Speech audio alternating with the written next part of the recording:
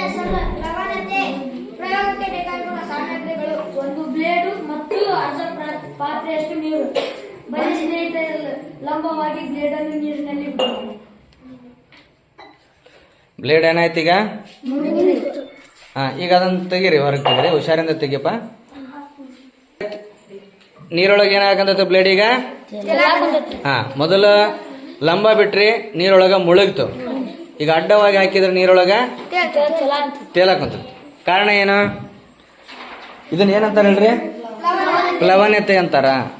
ಅಂದ್ರೆ ನೀರಿನೊಳಗಡೆ ಒಂದು ವಸ್ತುವನ್ನ ಹಾಕಿದಾಗ ಆ ವಸ್ತು ನೀರಿನ ಮೇಲೆ ಮೇಲ್ಮುಖ ಒತ್ತಡವನ್ನು ಹಾಕ್ತಿರ್ತೈತಿ.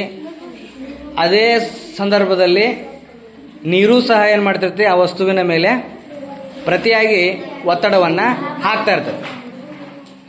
ಅಲ್ಲಿ ನೀರಿನ ಒತ್ತು ಬಲ ಜಾಸ್ತಿ ಆದಾಗ ಆ ವಸ್ತು ನೀರೊಳಗೆ ತೇಲ್ತತಿ. ಇದನ್ನು ನಾವು ಪ್ಲವನತೆ ಅಂತ ಕರಿತೀವಿ.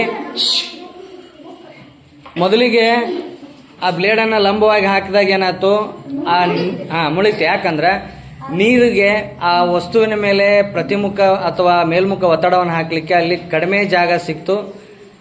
ಅಂದರೆ ಲಂಬವಾಗಿದ್ದಾಗ ನೀರೊಳಗೆ ಬ್ಲೇಡ್ ಏನಾಯ್ತು, ಮುಳುಗ್ತು. ಅದನ್ನು ಅಡ್ಡ ಹಾಕಿದಾಗ ಏನಾಯ್ತು, ಅಲ್ಲಿ ಆ ವಸ್ತುವಿನ ಮೇಲೆ ಮೇಲ್ಮುಖ ಒತ್ತಡವನ್ನು ಹಾಕಲಿಕ್ಕೆ ಸ್ಪೇಸ್ ಜಾಸ್ತಿ ಸಿಕ್ತು. ಅದಕ್ಕೆ ಅವಾಗ ಒತ್ತು ಬಲ, ನೀರಿನ ಒತ್ತು ಬಲ ಏನಾಯ್ತು, ಜಾಸ್ತಿ ಆಯ್ತು. ಅವಾಗ ಏನಾಯ್ತು, ಬ್ಲೇಡು ತೇಲ್ತೈತೆ.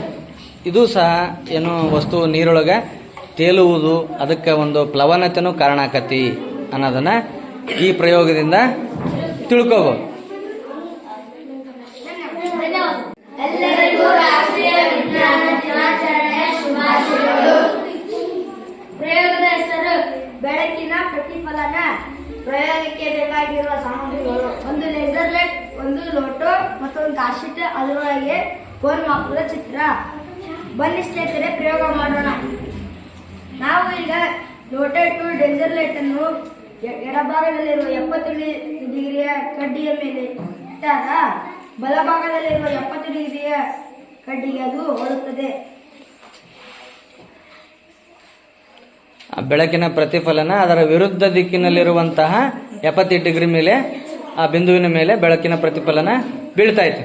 ಹೌದಾ? ನೆಕ್ಸ್ಟ್ ಏನ್ ಮಾಡಿದ್ರಿ? ಈಗ ಎಷ್ಟು ಡಿಗ್ರಿ ಮೇಲೆ ಇಟ್ರಿ? 70 ಡಿಗ್ರಿ. ನೋಡ್ರಿ, ಅಲ್ಲಿ 70 ಡಿಗ್ರಿಯ ಪಾಯಿಂಟ್ ಮೇಲೆನೆ ಅದರ ಬೆಳಕಿನ ಪ್ರತಿಫಲನ ಆಗಿರೋದು ನಿಮಗೆ ಕಾಣಿಸ್ತದೆ. ಹೌದಾ? 60 ಡಿಗ್ರಿ ಬಿಂದುವಿನ ಮೇಲೆ ನೀವು ಲೇಸರ್ ಬೆಳಕನ್ನು ಬಿಟ್ಟಾಗ ವೆರಿ ಗುಡ್, ಅದು ಅದರ ವಿರುದ್ಧ ದಿಕ್ಕಿನಲ್ಲಿರುವ 60 ಡಿಗ್ರಿ ಬಿಂದುವಿನ ಮೇಲೆ ಅದರ ಬೆಳಕಿನ ಪ್ರತಿಫಲನ ತೋರಿಸ್ತಾ ಇದೆ. Very good. ಇದರಿಂದ ಏನಪ್ಪ, ಈ ಪ್ರಯೋಗದಿಂದ ಏನ್ ತಿಳ್ಕೊಂತೀವಿ ನಾವು? ಬೆಳಕಿನ ಪ್ರತಿಫಲನ.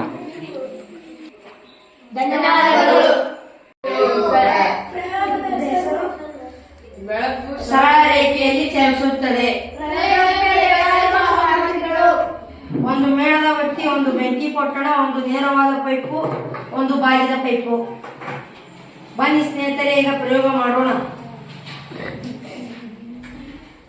ಬೆಂಕಿ ಪೊಟ್ಟಣದ ಸಹಾಯದಿಂದ ಮೇಣದ ಬತ್ತಿಯನ್ನು ಹಚ್ಚೋಣ. ಬನ್ನಿ ಸ್ನೇಹಿತರೆ, ನೇರವಾದ ಪೈಪಿನಲ್ಲಿ ಮೇಣದ ಬತ್ತಿಯು ಕಾಣುತ್ತಿದೆ. ನವೀನ, ನೀನು ನೋಡು. ಹೌದು ಮನೋಜ.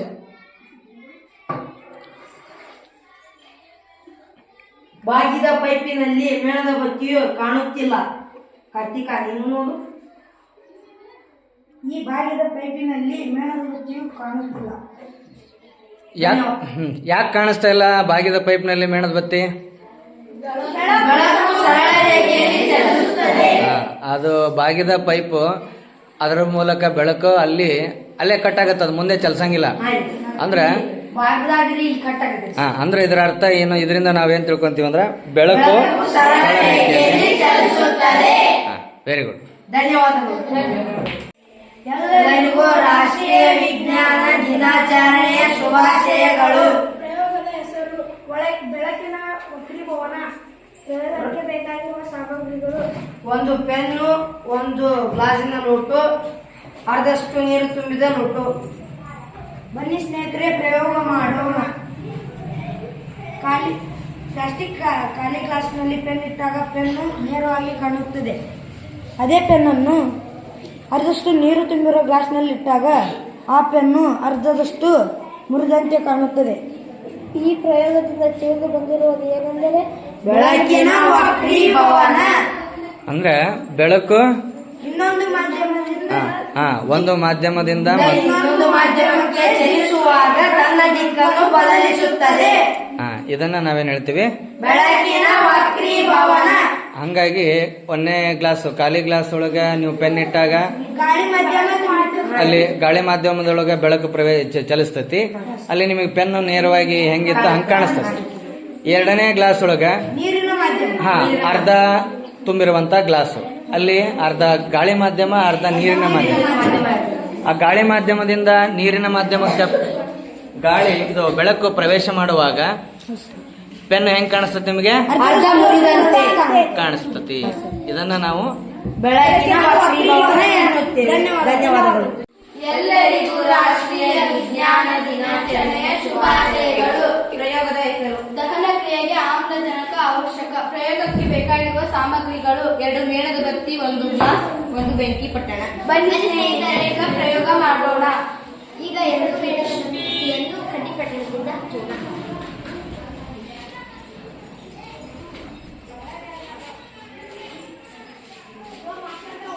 ನೋಡಿ ಸ್ನೇಹಿತರೆ, ಈಗ 2 ಮೇಣದ ಬತ್ತಿ ಉರಿಯುತ್ತಿದೆ. 2 ಮೇಣದ ಬತ್ತಿಗಳು ಉರಿಯುತ್ತಿವೆ. ಈಗ ಗಾಜಿನ ಲೋಟವನ್ನು 1 ಮೇಣದ ಬತ್ತಿಯ ಮೇಲೆ ಕೋರಲು ಹಾಕೋಣ.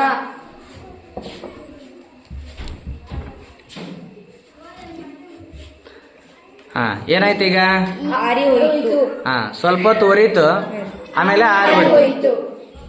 ಯಾಕ? ಏಕೆಂದರೆ ಆಮ್ಲಜನಕ ಇರುವವರೆಗೆ ಅದು ಉರಿಯಿತು. ಆಮ್ಲಜನಕ ಖಾಲಿ ಆದ ಮೇಲೆ ಅದು ಆರಿ ಹೋಯಿತು. ಇದರಿಂದ ನಾವೇನ್ ತಿಳ್ಕೊಂತೀವಿ? ದಹನ ಕ್ರಿಯೆಗೆ ಆಮ್ಲಜನಕ ಅವಶ್ಯಕ. Very good. ಎಲ್ಲರಿಗೂ ರಾಷ್ಟ್ರೀಯ ವಿಜ್ಞಾನ ದಿನಾಚರಣೆಯ ಶುಭಾಶಯಗಳು. ಪ್ರಯೋಗದ ಹೆಸರು: ನೀರು ಕೆಳಗಿನಿಂದ ಮೇಲೇರುತ್ತದೆ. ಪ್ರಯೋಗಕ್ಕೆ ಬೇಕಾಗುವ ಸಾಮಗ್ರಿಗಳು: 1 ತಟ್ಟೆ, ಬಣ್ಣದ ನೀರು ಮತ್ತು 1 ಖಾಲಿ ಬಾಟಲ್. ಬನ್ನಿ ಸ್ನೇಹಿತರೆ, ಪ್ರಯೋಗ ಮಾಡೋಣ. ತಟ್ಟೆಯಲ್ಲಿರುವ 1 ಬಾಟಲಿಯನ್ನು ತೆಗೆದುಕೊಂಡು ನೀರಿನಲ್ಲಿ ಇಡೋಣ. ನೀರು ಮೇಲೆ ಇರುತ್ತಿಲ್ಲ, ಏಕೆಂದರೆ ಖಾಲಿ ಬಾಟಲಿಯೊಳಗೆ ಗಾಳಿ ಇದೆ. ಅದೇ ಬಾಟಲಿಯನ್ನು ಪ್ರೆಸ್ ಮಾಡಿ ನಿಧಾನವಾಗಿ ಇಡೋಣ. ಪ್ರೆಸ್ ಮಾಡಿ ಏನ್ ಮಾಡಿದೆ? ಅದ್ರೊಳಗಿರೋ ಗಾಳಿಯನ್ನ ತೆಗೆದು ಹೊರ ತೆಗೆದೆ. ಪ್ರೆಸ್ ಮಾಡಿದಾಗ ಅದ್ರ ಗಾಳಿ ಏನಾಯ್ತು? ಹೊರಗೋಯ್ತು. ಈಗ ನೋಡ್ರಿ, ನೀರು ಮೇಲೆ ಇಳಿದಿದೆ.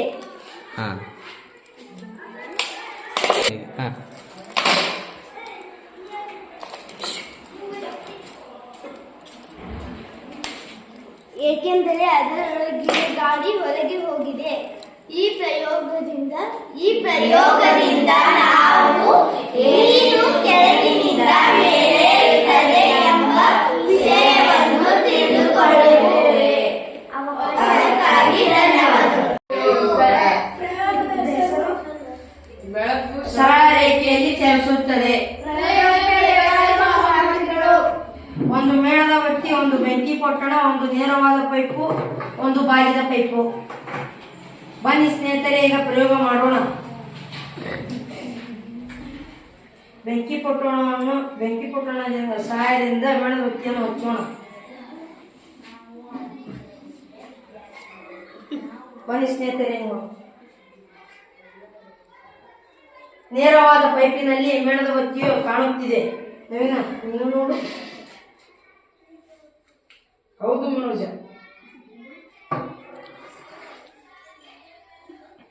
ಬಾಗಿದ ಪೈಪಿನಲ್ಲಿ ಮೇಣದ ಬತ್ತಿಯು ಕಾಣುತ್ತಿಲ್ಲ.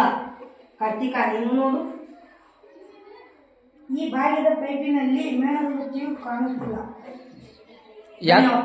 ಯಾಕೆ ಕಾಣಿಸ್ತಾ ಇಲ್ಲ ಬಾಗಿದ ಪೈಪ್ನಲ್ಲಿ ಮೇಣದ ಬತ್ತಿ? ಬೆಳಕು ಸರಳ ರೇಖೆಯಲ್ಲಿ ಚಲಿಸುತ್ತದೆ. ಅದು ಬಾಗಿದ ಪೈಪ್, ಅದರ ಮೂಲಕ ಬೆಳಕು ಅಲ್ಲೇ ಕಟ್ ಆಗತ್ತೆ, ಅದು ಮುಂದೆ ಚಲಿಸಂಗಿಲ್ಲ. ಅಂದ್ರೆ ಬಾಗಿದಾಗ್ರಿ ಇಲ್ಲಿ ಕಟ್ ಆಗುತ್ತೆ. ಅಂದ್ರೆ ಇದರ ಅರ್ಥ ಏನು? ಇದರಿಂದ ನಾವೇನ್ ತಿಳ್ಕೊಂತೀವಿ ಅಂದ್ರೆ ಬೆಳಕು ಸರಳ ರೇಖೆಯಲ್ಲಿ ಚಲಿಸುತ್ತದೆ. Very good. ಧನ್ಯವಾದಗಳು. ವಿಜ್ಞಾನ ದಿನಾಚರಣೆಯ ಶುಭಾಶಯಗಳು. ಪ್ರಯೋಗದ ಹೆಸರು ಗಾಳಿಯ ಒತ್ತಡ. ಪ್ರಯೋಗಕ್ಕೆ ಬೇಕಾಗಿರುವ ಸಾಮಗ್ರಿಗಳು: ಒಂದು ಪಾತ್ರೆಯಲ್ಲಿ ಅರ್ಧದಷ್ಟು ನೀರು, ಜರಡಿ, ಒಂದು ಗ್ಲಾಸಿನ ಲೋಟ. ಬನ್ನಿ ಸ್ನೇಹಿತರೆ, ಪ್ರಯೋಗ ಮಾಡೋಣ. ಗ್ಲಾಸಿನ ಲೋಟಕ್ಕೆ ನೀರನ್ನು ಹಾಕೋಣ. ಲೋಟ ನೀವು ಗಾಜಿಂದಾದ್ರೂ ತಗೋಬಹುದು, ಯಾವ್ದಾರ ತಗೋಬಹುದು, ಏನ್ ತೊಂದರೆ ಇಲ್ಲ. ಸ್ಟೀಲಿನ ಲೋಟನಾದ್ರೂ ತಗೋಬಹುದು. ಜರಡಿಯನ್ನು ದಬ್ಬಾಕೋಣ. ಜರಡಿಯ ಮೇಲೆ ಬೋರನ್ನು ಹಾಕೋಣ. ಹಾ, ನೋಡಿ ಸ್ನೇಹಿತರೆ, ಇಷ್ಟು ರಂಧ್ರಗಳಿದ್ದರೂ ನೀರು ಚಲುತ್ತಿಲ್ಲ. ಏಕೆಂದರೆ ಏಕೆಂದರೆ ಗಾಳಿಯ ಒತ್ತಡ. ಹಾ, ಇಲ್ಲಿ ನೋಡ್ರಿ, ಈ ಜರಡಿ ಒಳಗ ರಂಧ್ರಗಳಿರ್ತಾವದ, ಆ ರಂಧ್ರಗಳಿದ್ರೂ ಸಹ ನಾವು ಆ ನೀರು ತುಂಬಿರೋ ಗ್ಲಾಸ್ ಅನ್ನ ಬೋರ್ಲ್ ಹಾಕಿದಾಗ ಆ ರಂಧ್ರಗಳ ಮೂಲಕ ನೀರು ಹೊರ ಬರ್ತಾ ಇಲ್ಲ. ಯಾಕಂದ್ರೆ ಗಾಳಿಯ ಒತ್ತಡ. ಮೇಲ್ಮುಖ ಗಾಳಿ ಏನ್ ಮಾಡ್ತತಿ, ಮೇಲ್ಮುಖ ಒತ್ತಡವನ್ನ, ನೀರಿನ ಮೇಲೆ ಮೇಲ್ಮುಖ ಒತ್ತಡವನ್ನ ಹಾಕ್ತಿರೋದ್ರಿಂದ ನೀರು ಹೊರಗೆ ಬರ್ತಾ ಇಲ್ಲ. ಅವಕಾಶಕ್ಕಾಗಿ ಧನ್ಯವಾದಗಳು. ರಾಷ್ಟ್ರೀಯ ವಿಜ್ಞಾನ ದಿನಾಚರಣೆಯ ಶುಭಾಶಯಗಳು. ಪ್ರಯೋಗದ ಹೆಸರು ಗಾಳಿಯು ಸ್ಥಳವನ್ನು ಆಕ್ರಮಿಸಿಕೊಳ್ಳುತ್ತದೆ. ಪ್ರಯೋಗಕ್ಕೆ ಬೇಕಾಗಿರುವ ಸಾಮಗ್ರಿಗಳು: ಒಂದು ಬಕೆಟ್ನ ಅರ್ಧದಷ್ಟು ನೀರು, ಒಂದು ಖಾಲಿ ಗ್ಲಾಸ್, ಒಂದು ಪೇಪರಿನ ಉಂಡೆ. ಬನ್ನಿ ಸ್ನೇಹಿತರೆ, ಪ್ರಯೋಗ ಮಾಡೋಣ. ಗ್ಲಾಸ್ ಅನ್ನು ತೆಗೆದುಕೊಂಡು ಪೇಪರ್ನ ಉಂಡೆಯನ್ನು ಈ ತರ ಇಡಬೇಕು. ನಂತರ ಬಕೆಟ್ನ ಮೇಲೆ ಬೋರಲ್ ಹಾಕಬೇಕು. ನೀರೊಳಗ ಬಕೆಟ್ನಲ್ಲಿ ನೀರೊಳಗ ಬೋರಲ್ ಲೋಟವನ್ನ ಏನ್ ಮಾಡಿದ್ರಿ, ಉಲ್ಟಾ ದಬ್ಬ ಹಾಕಿದ್ರಿ, ಬೋರಲ್ ಹಾಕಿದ್ರಿ. ಹಾ, ತೆಗೆದ ನಂತರ ಈಗ ಹೊರ ತೆಗೆದು ಏನ್ ಮಾಡ್ಬೇಕು ನೀವೀಗ, ಬನ್ನಿ ಸ್ನೇಹಿತರೆ, ನೋಡೋಣ. ಆ ಪೇಪರ್ ಉಂಡೆಯನ್ನ ನೋಡ್ರಿ. ಪೇಪರಿನ ಉಂಡೆಯು ಹಸಿಯಾಗಿರುವುದಿಲ್ಲ, ಏಕೆಂದರೆ ಖಾಲಿ ಇರುವ ಸ್ಥಳದಲ್ಲಿ ಗಾಳಿಯು